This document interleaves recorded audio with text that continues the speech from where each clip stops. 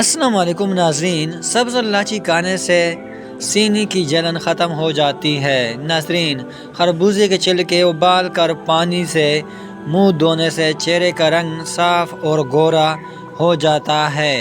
ناظرین، اس طرح ویڈیو دیکھنے کے لیے چینل کو ضرور سبسکرائب کریں، ہماری ویڈیو بر وقت آپ کو ملتی رہے گی۔ کھانا بناتے وقت اگر مرچیں آنکھوں میں پڑ جائیں تو زبان پر تھوڑا سا نمک رکھ لیں، مرچوں کا اثر ختم ہو جائے گا۔ ناظرین، پیشاب کرنے کے بعد فوراً کھانا کھانے سے بواسیر ہو سکتی ہے۔ ناظرین، دودھ میں ہلدی ڈال کر پینے سے خشک کھانسی ختم ہو جاتی ہے۔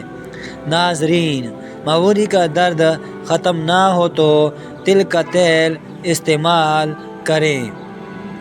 بریڈز کے دوران ادرک کا استعمال کریں یا ادرک کی چائے پئیں، یہ درد کم کرنا اور بریڈز کی باقاعدگی کو درست کرنے کے لیے مفید ہے۔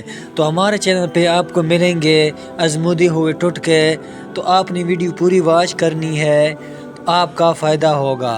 موبائل کو تکیے کے نیچے رکھ کر ہرگز نہ سوئیں، کیونکہ موبائل سے نکلنے والی ریڈیشن صحت پر خطرناک اثر مرتب کر سکتی ہے۔ اس نقصان سے بچنے کے لیے موبائل کو ایلو ویرا پلین موڈ پر لگا کر سوئیں۔ بوتل کو منہ لگا کر پانی پینے سے بڑھاپا جلدی آتا ہے۔ ناظرین، جب بوتل کو منہ لگا کر پانی پیا جاتا ہے تو یہ ہونٹوں اور ہونٹوں کے ارد گرد لینوں اور ٹکنوں کا باعث بنتا ہے۔